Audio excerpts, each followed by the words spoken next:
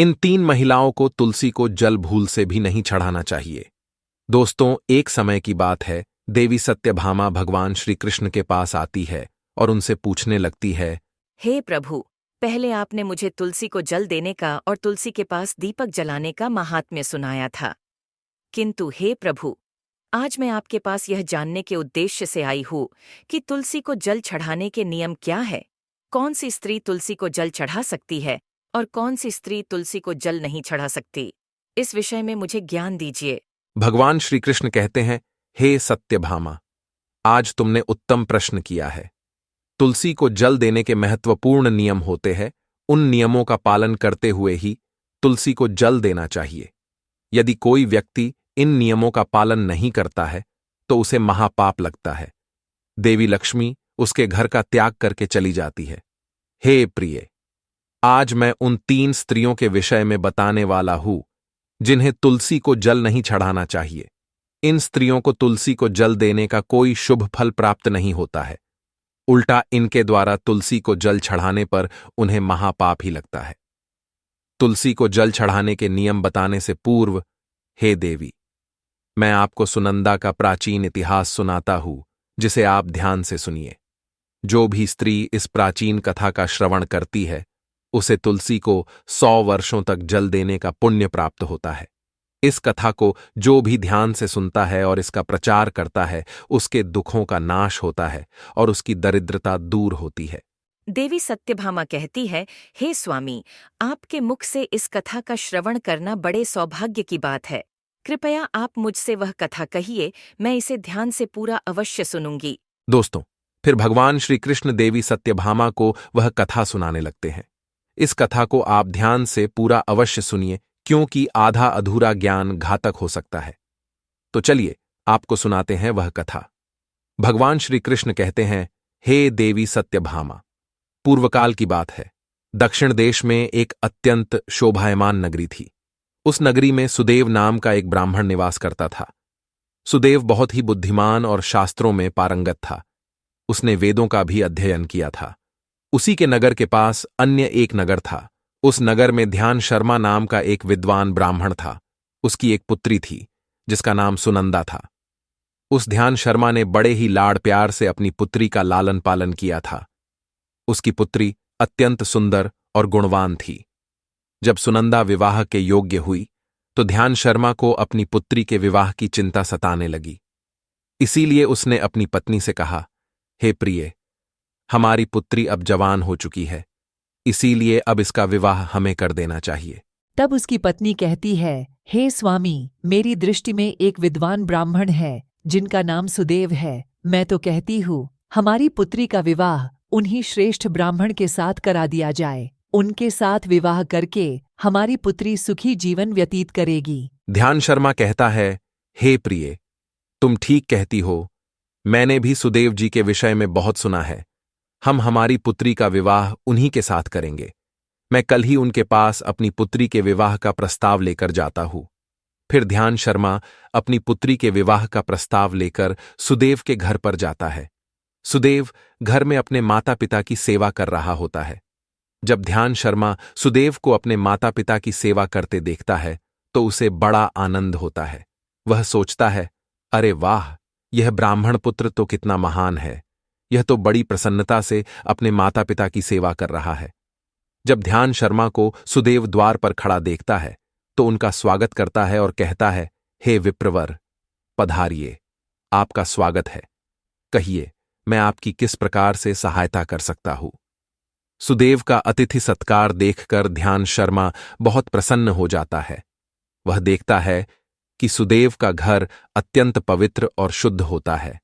उसके घर के सामने तुलसी का पौधा होता है और घर के अंदर भगवान विष्णु की प्रतिमा रखी हुई होती है। इससे ध्यान शर्मा को विश्वास हो जाता है कि सुदेव ही उसकी पुत्री के लिए सर्वोत्तम वर है। फिर ध्यान शर्मा सुदेव से कहता है, हे विप्रवर, आज मैं आपके पास मेरी पुत्री के साथ आपके विवाह का प्रस्ताव लेकर आया हूं। मेरी पुत्री के लिए आपके समान श्रेष्ठ वर कहीं और नहीं मिल सकता। सुदेव के माता पिता भी यह बात सुनकर प्रसन्न हो जाते हैं और सुदेव को विवाह के लिए मना लेते हैं। फिर सुदेव भी विवाह के लिए तैयार हो जाता है। विवाह का मुहूर्त तय किया जाता है और एक पवित्र स्थान पर सुदेव और सुनंदा का विवाह संपन्न किया जाता है। सुनंदा के सुंदर और मनमोहक रूप को देखकर सुदेव बहुत प्रसन्न होता है। सुनंदा अत्यंत गुणवान और चरित्रवान स्त्री थी। विवाह के बाद जब सुनंदा सुदेव के घर पर जाती है तो वह अपने पति और सास ससुर की बड़ी सेवा करती है। अपनी मधुर वाणी और कार्यों से वह सभी के मन को जीत लेती है। सुनंदा के ससुराल वाले भी उसके कार्य से बहुत संतुष्ट रहते हैं। सुनंदा नित्य अपने पति से पहले जागकर घर का आंगन साफ करती थी, फिर घर के अंदर साफ सफाई करके स्नान किया करती थी। स्नान करके वह नित्य तुलसी को जल देती थी और फिर पूजा घर में जाकर भगवान विष्णु और मां लक्ष्मी की पूजा किया करती थी। फिर भोजन बनाकर उसमें तुलसी पत्र डालकर भगवान विष्णु को भोग लगाया करती।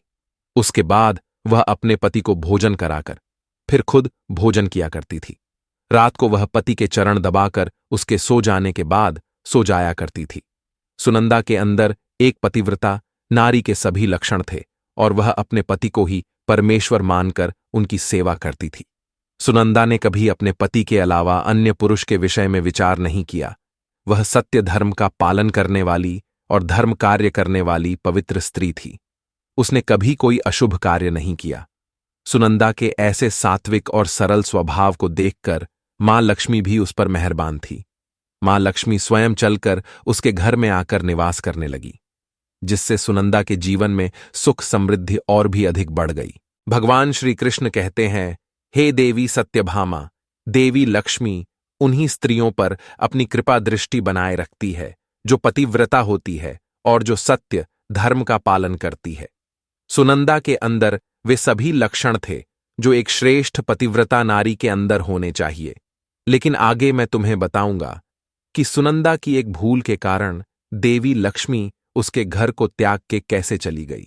एक दिन सुनंदा का पति अत्यंत कामातुर होकर सुबह स्नान करने के पश्चात सुनंदा के पास आया और उसने सुनंदा के साथ शारीरिक संबंध स्थापित किया, जिससे सुनंदा का शरीर अपवित्र हो गया। लेकिन सुनंदा का मन भी काम के प्रभाव में ही था, इसीलिए वह अपने नित्य नियम को भूल गई। उसने पति के साथ संबंध बनाने के बाद बिना स्नान किए ही तुलसी को स्पर्श किया और उसे जल दे दिया, जिससे सुनंदा के शरीर में महामोह ने प्रवेश कर लिया। सुनंदा के सारे इंद्रिय तिलमिला उठे।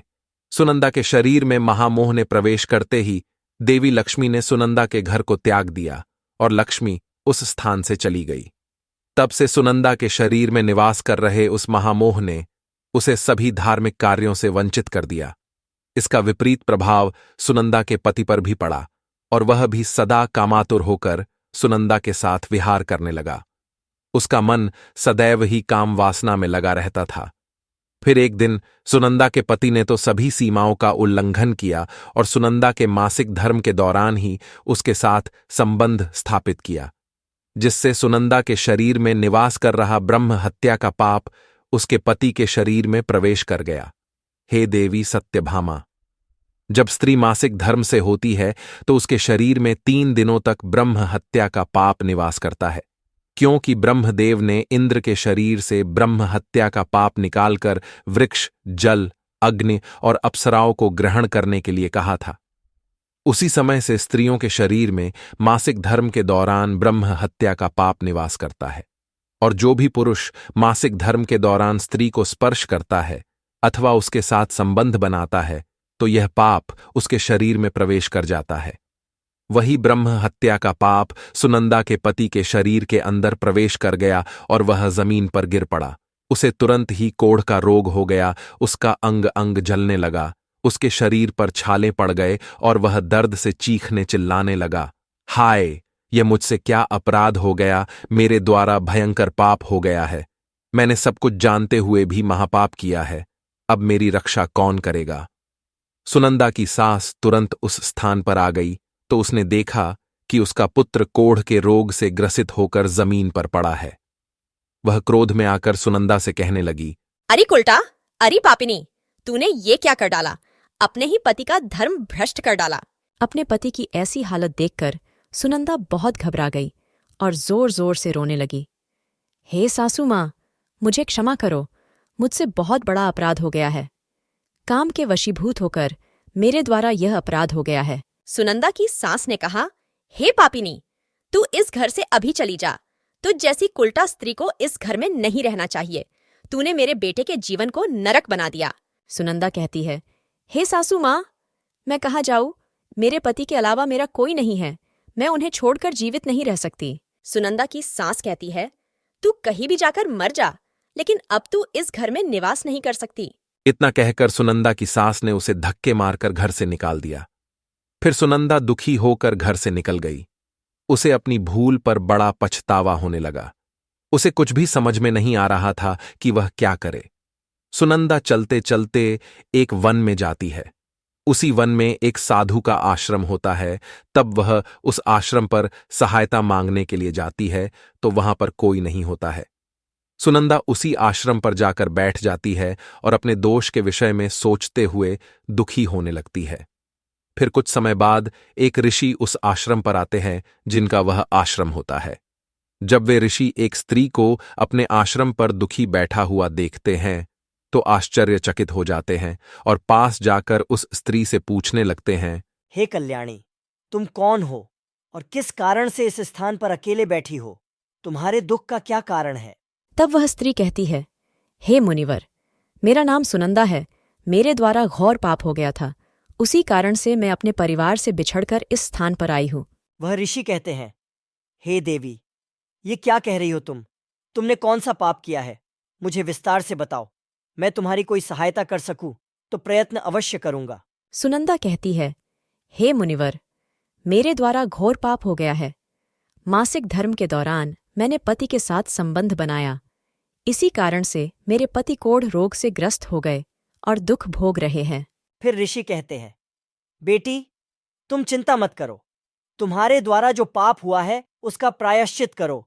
तुम्हें पाप से मुक्ति मिल जाएगी।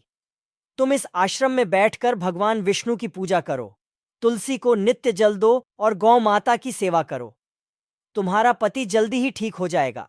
फिर वह सुनंदा वहीं पर उस आश्रम में रहकर भगवान विष्णु की नित्य पूजा करने लगती है। रोज स्नान करके वह ब्रह्मचर्य का पालन करते हुए तुलसी को जल चढ़ाती है और तुलसी के पत्र डालकर भगवान विष्णु को भोग लगाती है। फिर गायों को चारा डालती है, उनकी सेवा करती है। दिन भर वही भगवान विष्णु की मूर्ति के आगे बैठकर भगवान विष्णु की भक्ति करने लगती है। इस प्रकार से 1 वर्ष बीत जाता है। भगवान विष्णु सुनंदा की दृढ़ निष्ठा और भक्ति से अत्यंत प्रसन्न हो जाते हैं और सुनंदा को साक्षात दर्शन देते हैं। भगवान विष्णु को साक्षात अपने सामने खड़ा देखकर सुनंदा उन्हें बारंबार प्रणाम करने लगती है। तब भगवान विष्णु सुनंदा से कहते हैं, हे पुत्री, तुमने बड़ी ही श्रद्धा से और भक्तिभाव से मेरी आराधना की है, इसीलिए अब मैं तुम पर प्रसन्न हूं। कहो, तुम्हारी क्या कामना है? तब सुनंदा कहती है, हे प्रभु, कृपया मुझे बताइए, मेरे किस दोष के कारण मेरे अंदर काम का वास हो गया, जिस कारण से मेरे द्वारा घोर पाप हुआ और मेरे पति को कोढ़ का रोग हो गया? भगवान विष्णु कहते हैं, हे पुत्री, अब तुम ध्यान से सुनो। तुम्हारे द्वारा अनजाने में ही एक पाप हुआ था, जिस कारण से तुम्हारे अंदर महामोह ने प्रवेश कर लिया था। एक दिन तुमने अपने पति के साथ संबंध बनाने के बाद बिना स्नान किए ही तुलसी को जल दिया था। पति पत्नी जब रतिक्रिया करते हैं तो उनका शरीर अपवित्र हो जाता है और ऐसी अवस्था में तुलसी को कभी स्पर्श नहीं करना चाहिए। तुलसी लक्ष्मी का ही रूप है।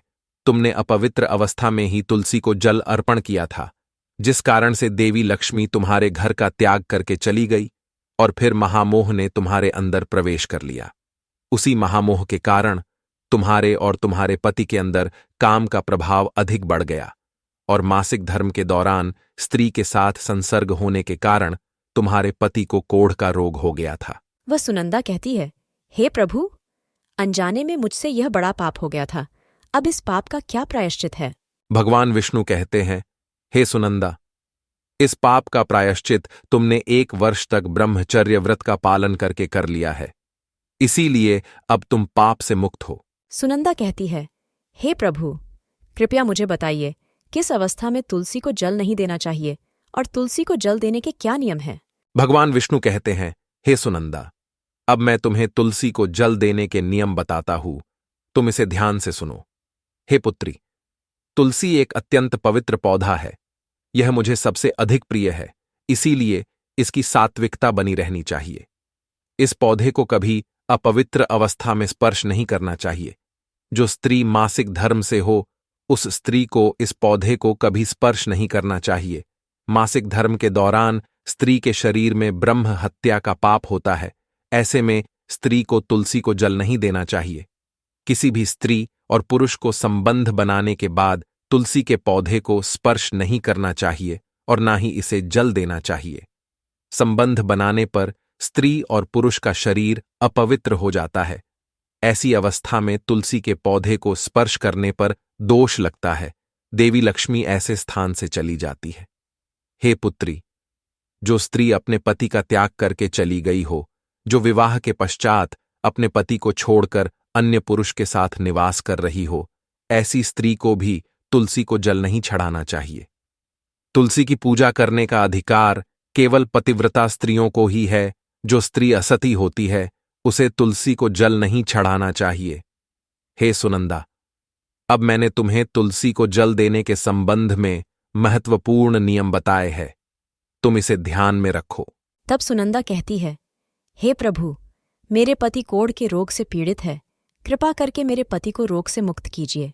तब भगवान विष्णु कहते हैं, हे सुनंदा, तुमने इस तुलसी के वृक्ष की 1 वर्ष तक पूजा की है। यह अत्यंत पवित्र पौधा है। अब तुम इसके पत्ते ले जाकर अपने पति को खिला दो।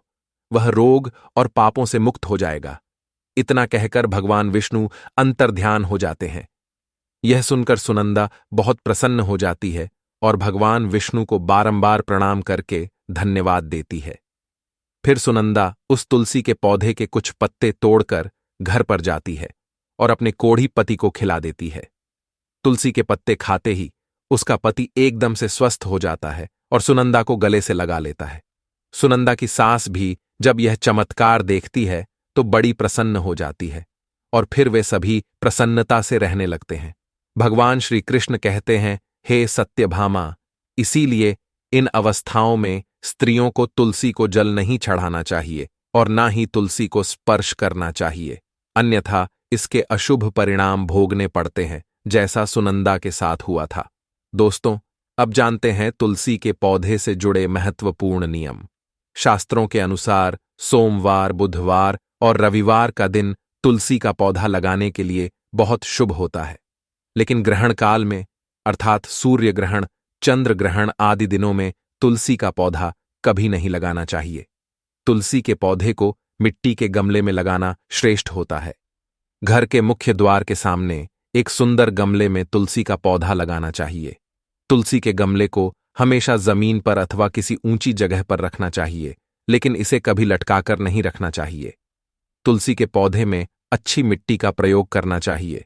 अशुभ स्थानों की मिट्टी कभी तुलसी के गमले में नहीं डालनी चाहिए, जैसे शमशान, नाली या शौच वाले स्थानों की मिट्टी का प्रयोग तुलसी के गमले में कभी ना करें। जिस तुलसी के पौधे की रोज पूजा करते हैं, उसे कभी जमीन के अंदर नहीं लगाना चाहिए। जमीन में लगाने से तुलसी का पौधा अपवित्र हो जाता है और साथ ही इसका आकार भी बहुत बड़ा हो जाता है, जिससे इसकी पूजा करने में परेशानी होने लगती है और लोग इसकी टहनियां तोड़ने लगते हैं। इसके अलावा ध्यान न देने पर पशु इसे नुकसान पहुंचा सकते हैं। तुलसी का पौधा लगाने के लिए उत्तर, उत्तर पूर्व तथा पूर्व दिशा ही सर्वश्रेष्ठ मानी गई है। इसमें उत्तर पूर्व दिशा अत्यंत शुभ होती है। इस दिशा में तुलसी का पौधा लगाने से घर का वातावरण सकारात्मक बनता है और शुभ परिणाम प्राप्त होते हैं। अगर तुलसी का पौधा आंगन में लगाया जाता है तो यह बहुत शुभ होता है। तुलसी का पौधा कभी भी दक्षिण पूर्व की दिशा में कभी नहीं लगाना चाहिए। ये आग्नेय दिशा है। इस दिशा में तुलसी का पौधा रखने से जल्दी सूखने लगता है। तुलसी के पौधे को कभी भी अंधकार में नहीं रखना चाहिए। शाम के समय इसके पास दीपक जलाना चाहिए। इसके अलावा तुलसी के पौधे को चुनरी जरूर बांध देना। चुनरी के बिना तुलसी का पौधा अधूरा माना जाता है। तुलसी के पौधे में हरे रंग की चूड़ी, लाल अथवा सफेद धागा जरूर बांध देना, लेकिन तुलसी को कभी सुना नहीं रखना चाहिए। तुलसी के पत्ते तोड़ते समय ध्यान में रखें, चाकू आदि धारदार चीजों का प्रयोग करके तुलसी पत्ते ना तोड़े। तुलसी के पत्ते उंगलियों से ही तोड़ने चाहिए। तुलसी के पौधे की कभी टहनी नहीं तोड़नी चाहिए। थोड़ा अधिक समय लग सकता है, लेकिन तुलसी का एक एक पत्ता ही तोड़ना चाहिए।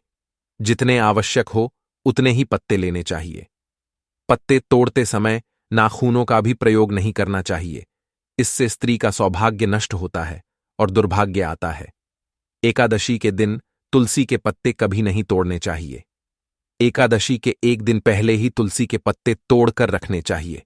सूर्य ग्रहण, चंद्र ग्रहण के दौरान तुलसी को स्पर्श नहीं करना चाहिए। किसी भी दिन शाम के समय तुलसी के पत्ते नहीं तोड़ने चाहिए। शाम को तुलसी निद्रा अवस्था में होती है। ऐसे समय पर तुलसी के पत्ते तोड़ना पाप माना गया है।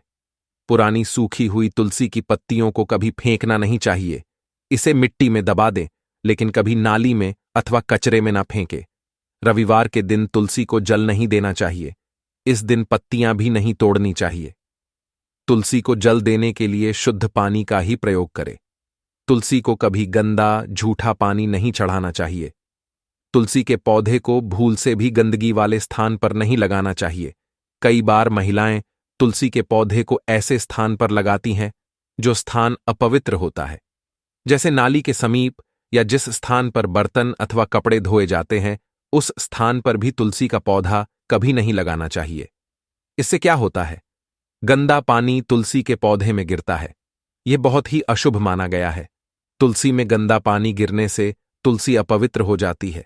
तुलसी को बिना स्नान किए जल भी नहीं देना चाहिए। जो भी स्त्री तुलसी को जल देती है, उसे स्नान करके माथे पर सिंदूर लगाकर ही तुलसी को जल देना चाहिए। तभी यह जल तुलसी मैया स्वीकार करती है। जो अविवाहित है अथवा जिनके पति नहीं है, उन्हें सिंदूर लगाने की आवश्यकता नहीं है। ध्यान रहे, तुलसी का पौधा कभी सूखना नहीं चाहिए। ये अशुभ संकेत लेकर आता है। तुलसी का पौधा सूखने पर समझना चाहिए कि घर में नकारात्मक शक्ति का वास है। इसीलिए तुरंत वास्तु उपाय करने चाहिए। गुरुवार के दिन तुलसी के पौधे में कच्चा दूध डालने से माता लक्ष्मी अत्यंत प्रसन्न होती है। घर से दुख, दरिद्रता और अशांति समाप्त होती है। गुरुवार के दिन केले के पौधे के साथ तुलसी का भी पूजन करना चाहिए। इससे अथाह धन संपत्ति की प्राप्ति होती है, जो कभी खर्च नहीं होती है। केले में भगवान विष्णु और तुलसी में मां लक्ष्मी का वास है। इसीलिए गुरुवार को इनकी पूजा जरूर करनी चाहिए। तो दोस्तों, इस प्रकार से भगवान श्री कृष्ण ने देवी सत्यभामा को तुलसी को जल देने का माहात्म्य सुना दिया है। आपको यह कथा कैसी लगी, कमेंट करके अवश्य बताएं। जानकारी अच्छी लगी तो वीडियो को लाइक जरूर करें और कमेंट में जय श्री कृष्ण अवश्य लिखें। साथ ही चैनल को सब्सक्राइब करें ताकि ऐसी ही आध्यात्मिक जानकारी आपको प्राप्त हो सके। आप सभी का धन्यवाद।